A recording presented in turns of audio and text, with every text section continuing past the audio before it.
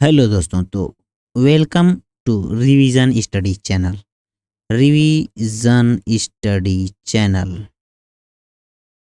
Revision study का मतलब है RIVISION,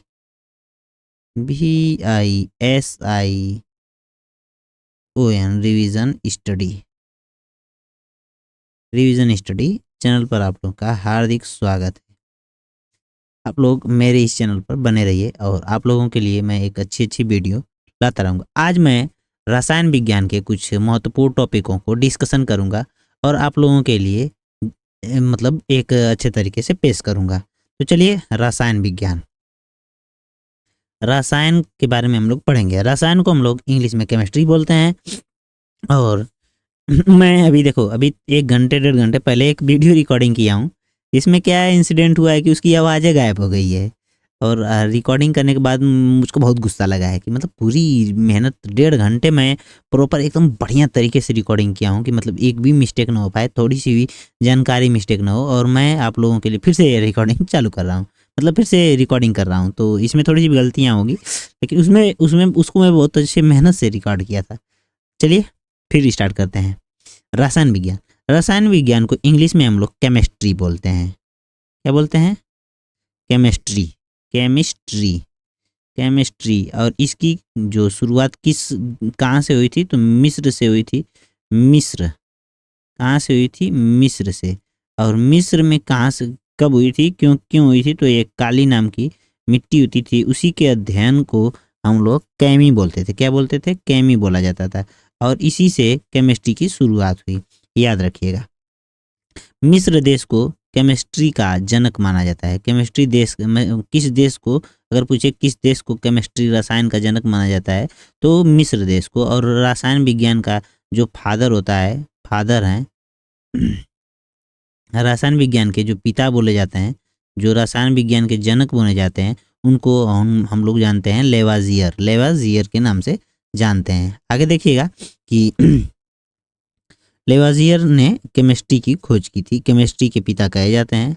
और इसके बाद देखते हैं कि रसायन विज्ञान की कितनी शाखाएं होती हैं। रसायन रसायन विज्ञान की रसायन विज्ञान की रसायन विज्ञान की कितनी शाखाएं होती हैं? तो रसायन विज्ञान की 3 शाखाएं होती हैं।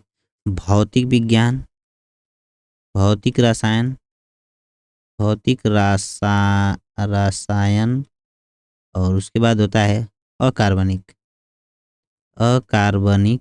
फिर उसके बाद होता है कार्बनिक, कार्बनिक, कार्बनिक रसायन। देखिए, भौतिक रसायन में क्या होता है कि तत्वों के उन गुणों का अध्ययन किया जाता है, अणुओं के बारे में अध्ययन किया जाता है, गुणों के भौतिक गुणों के बारे में अध्ययन किया जाता है, जिसमें जैसे अभिक्रिया की दर, प्रकाश के प्रभाव, जो भौतिक में अध्ययन किए जाते हैं। अकार्बनिक में क्या होता है कि जिसमें कार्बन नहीं होते हैं, उसको अध्ययन किया जाता है। और कार्बनिक में क्या होता है कि जिसमें कार्बन होते हैं, उनका अध्ययन किया जाता है। आगे देखते हैं कि पदार्थ किसे कहते हैं। पदार्थ, पदार्थ क्या होता है और पदार्थ किसे कहते हैं? तो पदार्थ जो स्थान छेके, जिसका भार हो, जिसमें कुछ द्रव्यमान हो, उसको हम लोग पदार्थ बोलते हैं। जैसे में हवा, हवा में देखिए स्थान घेरती है, और पानी, और उसके बाद जो hydrogen gas, helium gas, mobile, सब चीज़, दुनिया की कोई भी ऐसी चीज़ नहीं है जो पदार्थ नहीं है। पदार्थ का एक गुण होता है जो स्थान छेकता है, जिसका भार होता है। सीधा सीधा रूल है, चिपका दीजिए। आगे देखते हैं, आगे देखते हैं यहाँ पे। एक सेकेंड, थोड़ा सा फाइलों को इंसर्ट कर लिया जाए। एक सेकेंड, आगे आगे आगे आगे आगे चलते रहेंगे और इसमें पेजों की कमी नहीं होगी। तो चलिए, हम लोग यहाँ पर थे किस, कहाँ पर थे? पदार्थ पर। पदार्थ के जो वर्गीकरण के बारे में देखेंगे। पदार्थ, पदार्थों का वर्गीकरण कैसे होता है? तो पदार्थों का वर्गीकरण 2 तरीके से होता है। भौतिक वर्गीकरण, कौन सा वर्गीकरण? भौतिक वर्गीकरण। और एक होता है रासायनिक वर्गीकरण। कौन सा वर्गीकरण? रासायनिक वर्गीकरण। आगे देखते हैं भौतिक वर्गीकरण के में कौन कौन से वर्गीकरण होते हैं। ठोस, भौतिक वर्गीकरण में ठोस, द्रव, गैस, इन सब के बारे में अध्ययन किया जाता है। लेकिन रासायनिक वर्गीकरण में 2 प्रकार के होते हैं, शुद्ध और अशुद्ध। अशुद्ध इसके बारे में देखिएगा। शुद्ध में दो प्रकार के होते हैं। शुद्ध में एक होता है तत्व, एक होता है यौगिक। याद रखिएगा कि तत्व में फिर तीन प्रकार के होते हैं, धातु, फिर अधातु, और उपधातु। उपधातु उपधातु यौगिक में दो प्रकार के होते हैं, कार्बनिक और अकार्बनिक। कार्बनिक और अकार्बनिक। अशुद्ध में दो प्रकार के होते हैं, समांगी और विसमांगी। याद रखिएगा कि धातु, अधातु, उपधातु, कार्बनिक, अकार्बनिक, समांगी, विसमांगी, यह सब रासायनिक में आते हैं। पदार्थ की जो मतलब पदार्थ को कैसे हम क्या बोलते हैं इसको कि पदार्थ को हम लोग जैसे पदार्थ को कैसे वर्गीकरण करते हैं, तो पदार्थ का वर्गीकरण दो विधियों से होता है, भौतिक विधि और रासायनिक विधि, जिसमें ठोस भौतिक में ठोस, द्रव, गैस, फिर रासायनिक में शुद्ध पदार्थ, अशुद्ध पदार्थ, फिर रासायनिक में आता है शुद्ध में आता है तत्व और यौगिक। यौगिक के तत्व के अंदर आता है धातु, अधातु और उपधातु। यौगिक के अंतर आता है कार्बनिक, अकार्बनिक, और अशुद्ध के अंतर्गत आता है क्या बोलते हैं इसको हम लोग, समांगी मिश्रण और विषमांगी मिश्रण में आते हैं। जो शुद्ध मिश्रण में यहाँ पे अशुद्ध होना चाहिए, यहाँ पे मिश्रण होना चाहिए, यहाँ पे मिश्रण होगा। मिश्रण में दो प्रकार के होते हैं, शुद्ध है और एक होता है मिश्रण। दो प्रकार के रासायनिक गुणधर्म होते हैं। आगे देखते हैं कि तत्वों की जो मतलब अवस्थाएं होती हैं, जिसमें से चौथी अवस्था एक होती है, इसको हम लोग बोलते हैं प्लाज्मा। प्लाज्मा के बारे में थोड़ा सा अध्ययन कर लेंगे, थोड़ा सा जानकारी ले लेंगे, प्लाज्मा क्या होता है और प्लाज्मा में क्या होता है इसके बारे में। प्लाज्मा का आकार और आयतन नहीं होता है, कोई भी आकार न कोई आयतन न कोई आकार और आयतन नहीं होता है। देखिए प्लाज्मा की जो टेम्परेचर होता है 2000 डिग्री सेल्सियस होता है। और प्लाज्मा जो होती है कहाँ पर पाई जाती है, तो सूर्य और तारों के बीच, जो तारों के मतलब तारों में जो ऊर्जा होती है प्लाज्मा के कारण होती है। और एक नाभिकीय विखंडन, नाभिकीय संलयन की जो घटनाएं होती हैं उसमें यह प्लाज्मा आती है। आगे देखते हैं कि चौथी अवस्था एक और होती है, पांचवी अवस्था होती है बोस-आइंस्टीन कंडेंसेट। बोस-आइंस्टीन कंडेंसेट यह पदार्थ की पांचवी अवस्था होती है। और यह पदार्थ की पांचवी अवस्था होने के साथ साथ इसकी खोज जो आइंस्टीन नाम के वैज्ञानिक थे इन्होंने किया था। आइंस्टीन नाम के वैज्ञानिक थे, इन्होंने किया था। आइंस्टीन ने एक फार्मूला दिया था, E=mc²। देखिए हम लोग बस रिवीजन कर रहे हैं, कोई पढ़ाई नहीं कर रहे हैं, जैसा कि मैंने आप लोगों को बता दिया है। आगे देखते हैं पदार्थों में होने वाले परिवर्तन। पदार्थों में जो परिवर्तन होता है पदार्थों में परिवर्तन किन किन तरीकों से होता है। पदार्थों में परिवर्तन जो होता है भौतिक परिवर्तन होता है, और एक होता है रासायनिक परिवर्तन। पदार्थों में दो प्रकार के परिवर्तन होते हैं, भौतिक परिवर्तन और रासायनिक परिवर्तन। भौतिक परिवर्तन जो होता है यह अस्थायी होता है। क्या होता है? अस्थायी होता है। और यह इसमें क्या होता है कि वस्तु को पुनः प्राप्त किया जा सकता है। और रासायनिक जो होता है अस्थायी होता है और इसमें वस्तु को पुनः प्राप्त नहीं किया जा सकता है। जैसे कि हम समझा देते हैं भौतिक परिवर्तन में जैसे हम लोग पानी और चीनी लिए, पानी और नमक ले लिए। मम्मी ने बोला कि नमक मिलाओ पानी में, तो हमने एक पैकेट पूरा नमक मिला दिया। मम्मी फिर गुस्सा हो गई और एक पैकेट नमक को कही कि यार इतना नहीं मिलाना था यार, इसको अलग करो। अब तुम्हारी बुद्धि हरियर हो जाएगी, तो तुम क्या करोगे, इस पानी और नमक के घोल को गर्म कर दोगे, और गर्म करने के बाद फिर नमक बच जाएगा, यानी नमक दोबारा प्राप्त हो गया। तो यहाँ पर बोलेंगे कि पुनः प्राप्त किया जा सकता है। और यह एक अस्थायी प्रक्रिया होती है। और भौतिक में क्या होता है कि यह दोनों तरफ से मतलब अभिक्रियाएं हो सकती हैं। मतलब उत्क्रमणीय अभिक्रिया होती है, अनुत्क्रमणीय अभिक्रिया होती है। उत्क्रमणीय अभिक्रिया होती है, और यह रासायनिक अभिक्रिया जो होती है अनुत्क्रमणीय अभिक्रिया होती है। याद रखिएगा ये सब दो चीज़ें होती हैं। देखिए भौतिक परिवर्तन और रासायनिक परिवर्तन के अंतर्गत कुछ अन्य चीज़ें होती हैं कि जैसे भौतिक में भौतिक परिवर्तन में जैसे कार्बन डाइऑक्साइड गैस का मतलब सूखी बर्फ बनना, मोम का पिघलना। अगर पिघलना पूछे तो भौतिक में मारेंगे, और जलना दे दे तो हम लोग रसायन में मारेंगे। याद रखिएगा, भौतिकी का पिघलना और रासायनिक का जल मतलब रासायनिक में जलना। पानी का बर्फ बनना भौतिक है, पानी का वाष्प बनना भौतिक है, पानी का नमक में पानी का मिलना भौतिक है, शुष्क बर्फ का सब्लिमेशन बर्फ है, ऊध्र्वपातन बर्फ है, कपूर का जलना बर्फ है, रेत में पानी का मिलना वो है, बर्फ नहीं भौतिक है। मैं पीछे बर्फ बोलता चला गया हूँ, ये सब भौतिक है। चीनी में नमक भौतिक, शुद्ध बर्फ का शुष्क बर्फ का बनना और उसका सब्लिमेशन होना, ये सब भौतिक है। और कपूर का जलना भौतिक है, रेत का पानी में घुलना भौतिक है, अम्लीकृत जल का विद्युत में अपघटन भौतिक है, लोहे का चुंबक होना, चुंबकत्व में बदलना, ये भी भौतिक है। रासायनिक में देखेंगे कि मक्खन, दूध से मक्खन बनना या दूध से दही बनना, फिर मोमबत्ती का जलना, अगरबत्ती का जलना, रसायन खाने का पचना, लकड़ी का जलना, जो भी चीज़ जलना है वो सब रासायनिक में आ जाता है। और लोहे में जंग लगना, दूध से दही बनना, केरोसिन तेल का जैसे केरोसिन तेल का जल जाना, और कोई भी चीज़ें होती हैं, जो भी चीज़ जलना में आती है वह सब चीज़ें रासायनिक परिवर्तन के अंतर्गत आती हैं। आगे देखते हैं लोहे के जंग, लोहा से जंग से संबंधित देख लेते हैं। लोहा पर जंग क्या कैसे होता है, तो लोहा का जो संकेत होता है Fe होता है, और इसका परमाणु क्रमांक होता है 26 होता है। और लोहे पर जो जंग लगती है यह एक रासायनिक परिवर्तन है, याद रखिएगा, यह एक रासायनिक परिवर्तन है। अब क्यों लगता है, तो ऑक्सीजन और नमी के कारण लगता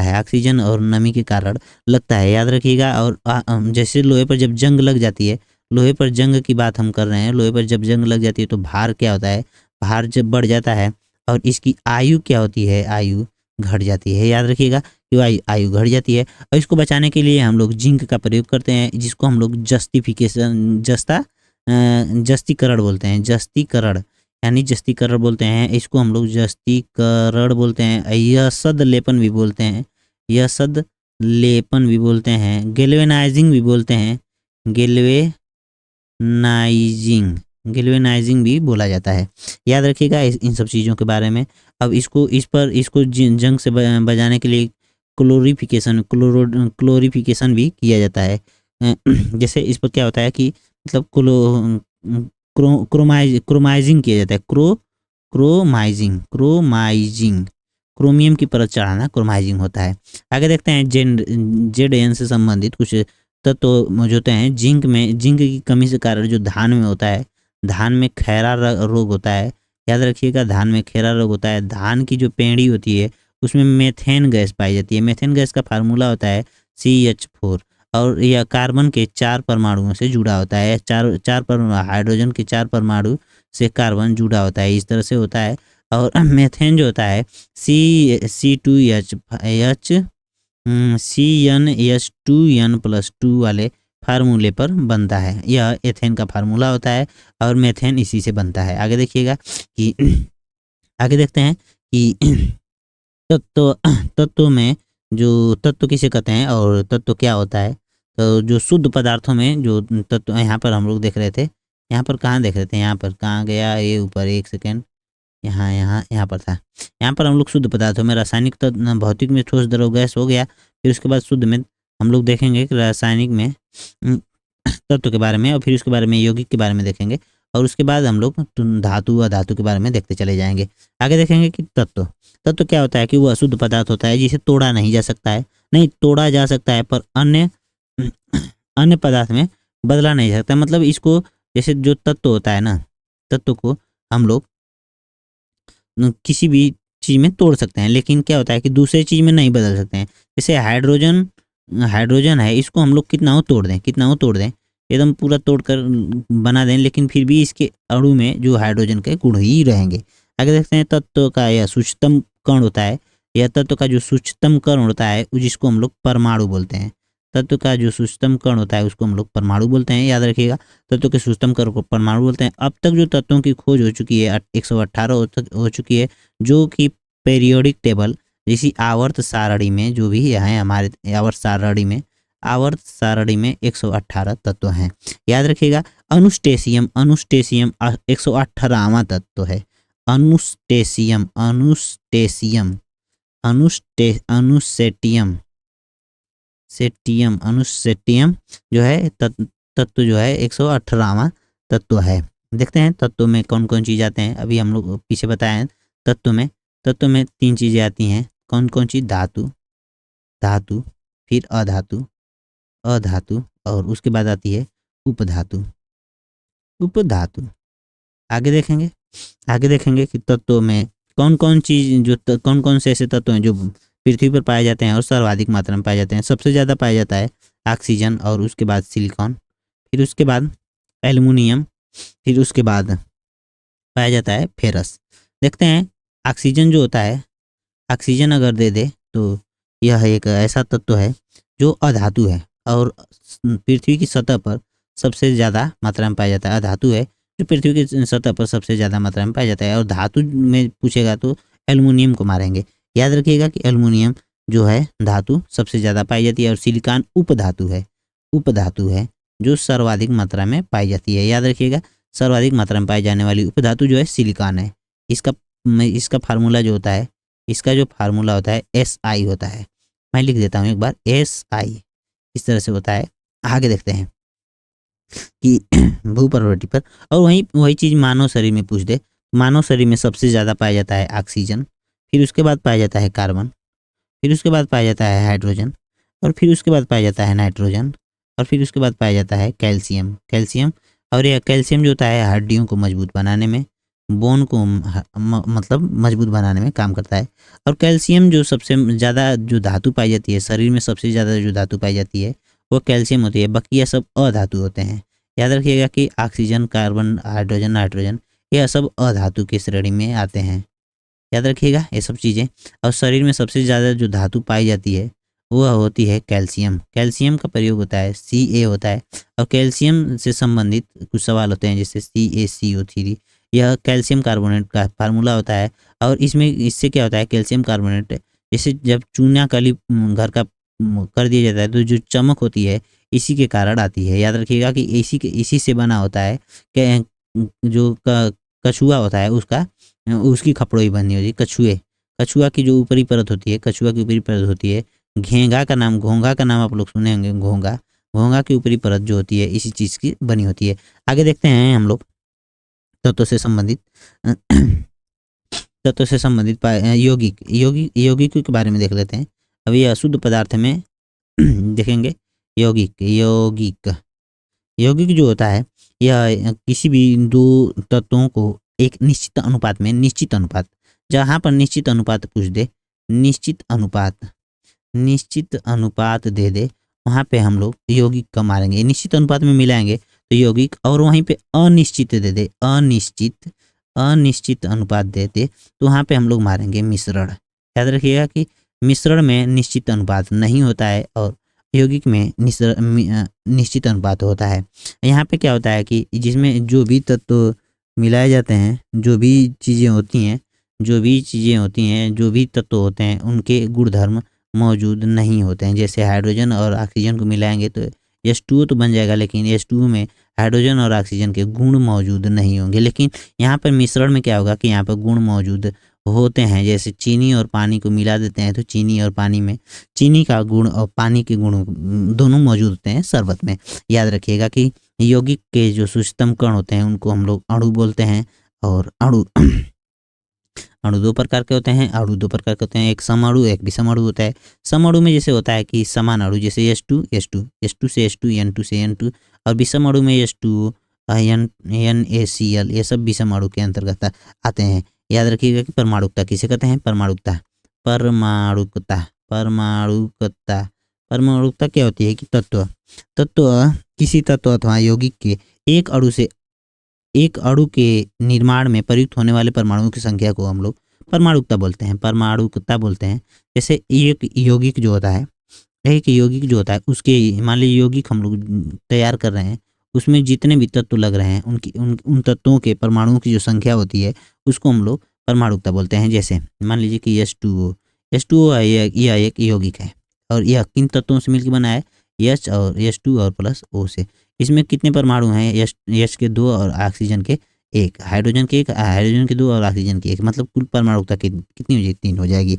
यहाँ पे अगर हम लोग अलग अलग तत्वों को देखेंगे तो आर्गन की एक, हीलियम की एक, आयरन की एक होती है, लेकिन वहीं पर हाइड्रोजन की 2 होती है, और ऑक्सीजन की भी, क्लोरीन की भी 2 होती है, क्लोरीन की भी 2 होती है, याद रखिएगा क्लोरीन की परमाणुकता 2 होती है। वहीं पर जल की देखेंगे तो जल की परमाणुकता कितनी होती है, 3 होती है, अभी यहाँ पर हम लोग देख चुके हैं। और वहीं पर अगर अमोनिया की देखेंगे तो अमोनिया की देखेंगे तो यहाँ पर 4 होती है, और वहीं पर सल्फर की देख लेंगे तो वहीं पर 8 होती है। सल्फर को हम लोग बहुपरमाणुक भी बोलते हैं, याद रखिएगा कि बहुपरमाणुक भी बोलते हैं। मानव शरीर में यौगिकों का क्रम देखेंगे तो मानव शरीर में सबसे ज़्यादा मात्रा में कौन सा यौगिक पाया जाता है, मानव शरीर में सबसे ज़्यादा मात्रा में कौन सा यौगिक पाया जाता है, यह आप लोगों को कमेंट बॉक्स में बताना है। आगे देखते हैं कि जल, जल क्या होता है, जल से संबंधित सवाल हैं। जल H2O क्या होता है, H2O, H2O, H2O जल क्या है, जल यह प्रकृति में पाया जाता है, और इसके जो यह एक यौगिक है, और इसमें जो मतलब तत्वों का अनुपात होता है 2 अनुपाते, मतलब 2 अनुपाते 1 का होता है। 2 हाइड्रोजन होता है, और एक एक जो होता है, एक जो होता है ऑक्सीजन होता है। याद रखिएगा कि 2 अनुपाते 1 का अनुपात होता है, 2 अनुपाते 1 का अनुपात होता है, और इसके जो इसके जो जैसे अणुभार का अनुपात होता है 1 संबंधी 8 का अनुपात होता है, मतलब इस मिनट में एक का मतलब जो हाइड्रोजन का अणुभार होता है 2 होता है, और वहीं पर ऑक्सीजन का अणुभार हो जाएगा यहाँ पे 16, तो दोनों का अनुपात निकालेंगे तो 1/1 अनुपात 16 हो जाएगा। याद रखिएगा ये सब चीज़ें परमाणुकता जो होती है, परमाणु की संख्या 3 होती है, और इसमें जो तत्वों की संख्या जो होती है 2 होती है, एक हाइड्रोजन होता है, एक ऑक्सीजन होता है। और इसमें क्या होता है, क्वथनांक जो होता है 100 डिग्री सेल्सियस होता है, और गलनांक जो होता है यानी हिमीकरण का हिमांक जितना होता है 0 डिग्री सेल्सियस होता है। याद रखिए कि 100 डिग्री सेल्सियस, 100 डिग्री सेल्सियस और 0 डिग्री सेल्सियस को याद रखिएगा। अब देखते हैं मिश्रण के बारे में। मिश्रण क्या होता है, मिश्रण मिश्रण मिश्रण मिश्रण मैंने पीछे आप लोगों को बताया कि मिश्रण में क्या होता है कि अनिश्चित अनुपात, अनिश्चित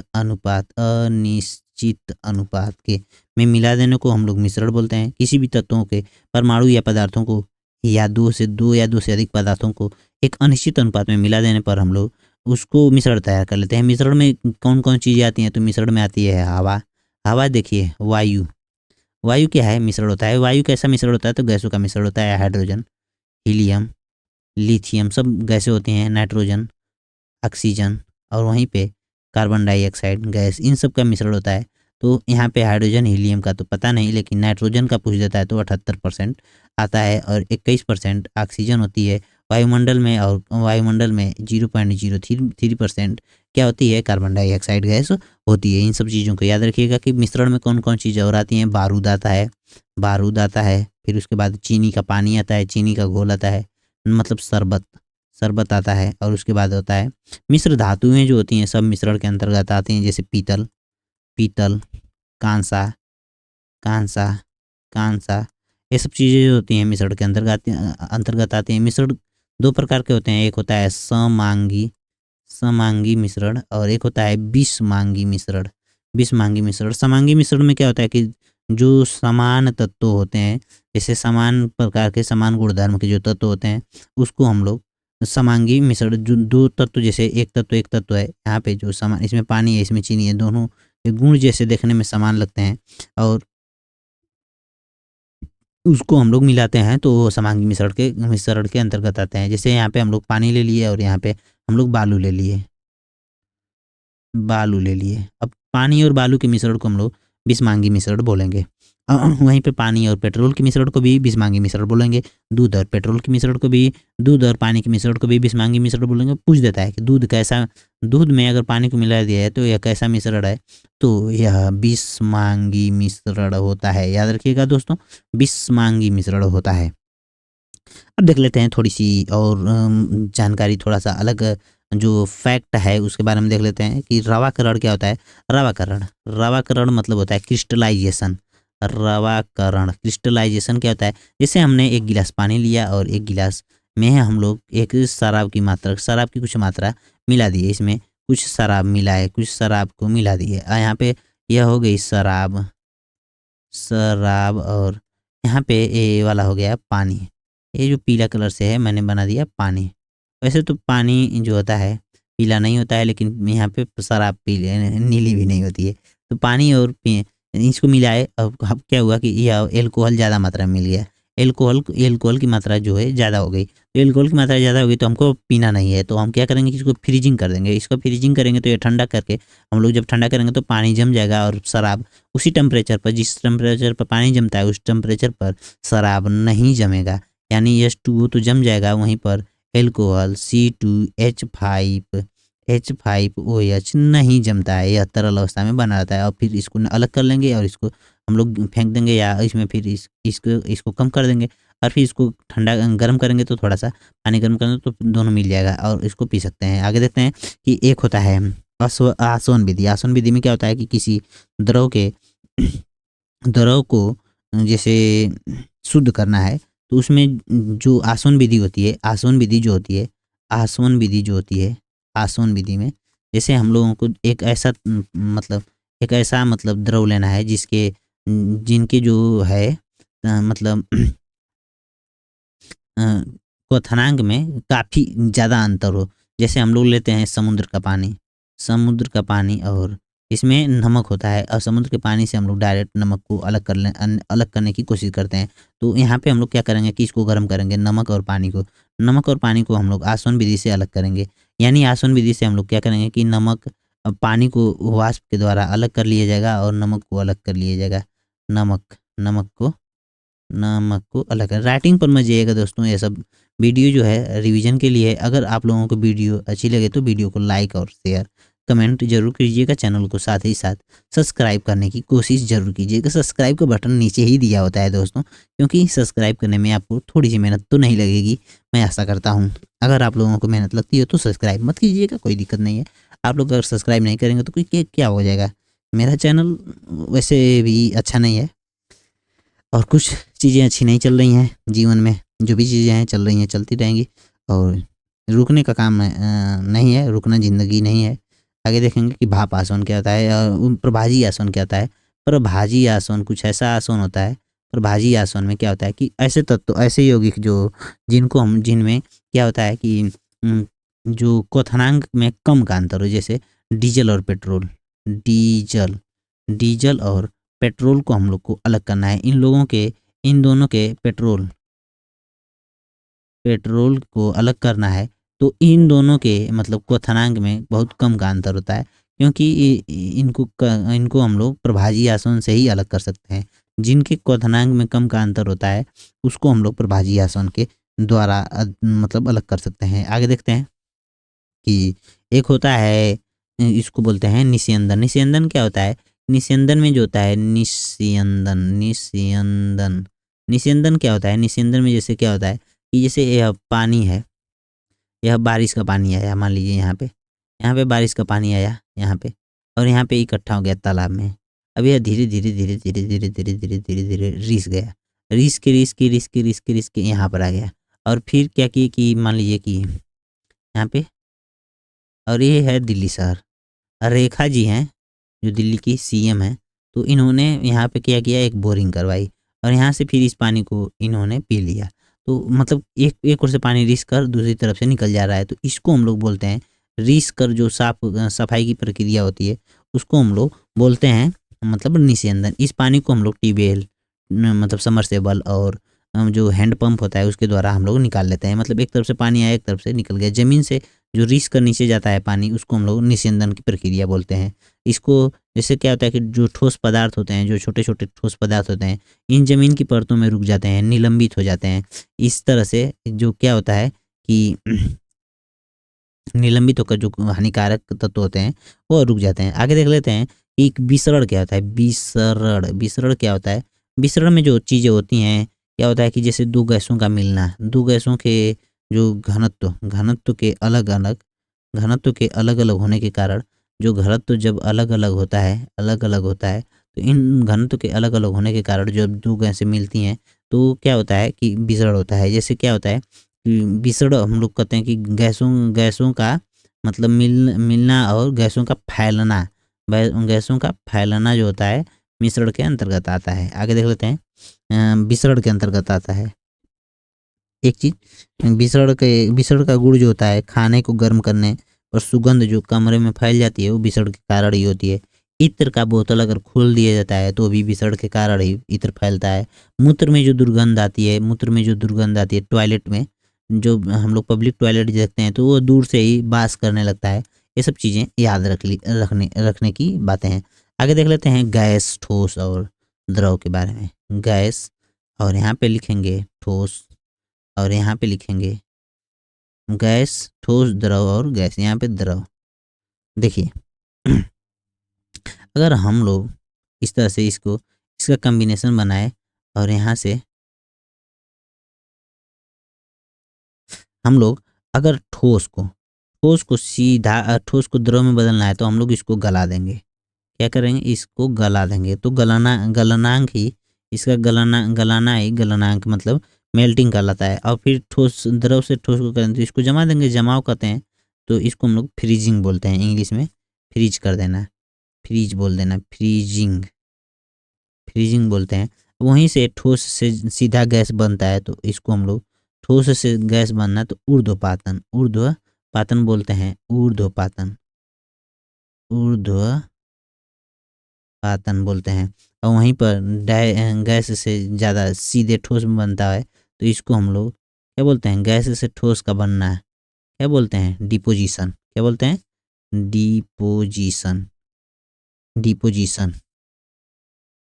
डिपोजिशन बोलते हैं। और गैस से द्रव में बनना संघनन, कंडेंसेशन बोलता है, कंडेंसेशन, संघनन इसको बोलते हैं, संघनन गैस से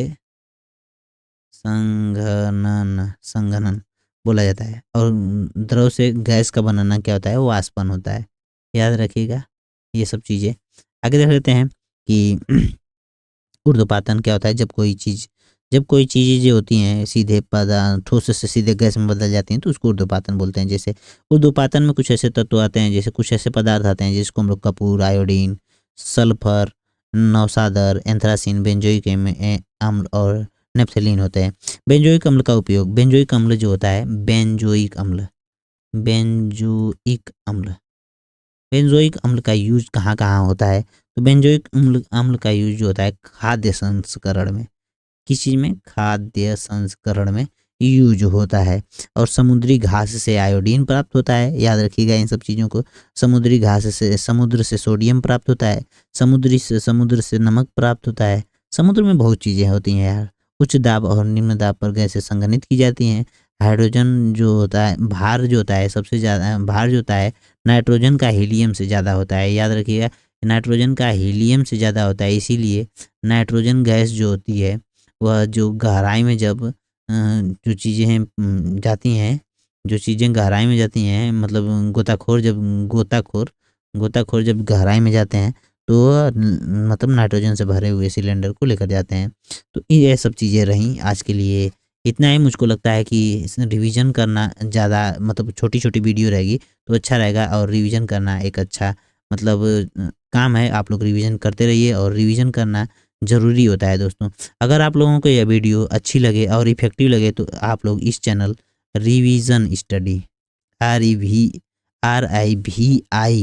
फिर उसके बाद SIRIVI, इसको मैंने थोड़ा सा गलत लिख दिया, RIVISION, रिवीजन स्टडी चैनल को आप लोग एक काम करिएगा, इस तरह से अगर @ लगा के सर्च करेंगे तो यह जल्दी आता है, मतलब मेरा चैनल। अब इसको आप लोग सब्सक्राइब कर लीजिएगा। और अगर आप लोग को ऐसे ही रिवीजन की वीडियो चाहिए तो सब्सक्राइब जरूर कर लीजिएगा दोस्तों। मेरी आप लोगों से यह रिक्वेस्ट है। और आप लोग मेरा साथ अगर देंगे तो मैं आप लोगों का भी साथ दूंगा और रिवीजन की ऐसी ही वीडियो लाता रहूँगा। और अच्छे काम में मैं आप लोग भी जैसे नौकरी वोकरी पा जाएंगे तो मेरा भी नाम ले सकते हैं। नाम मत लीजिएगा दोस्तों, एक अपने भाई का नाम मत लीजिएगा, कोई दिक्कत नहीं है। नाम में क्या रखा है, नाम तो कभी भी बनाया जा सकता है। तो चलिए मिलते हैं, आज के लिए इतना ही, अगली वीडियो में देखेंगे।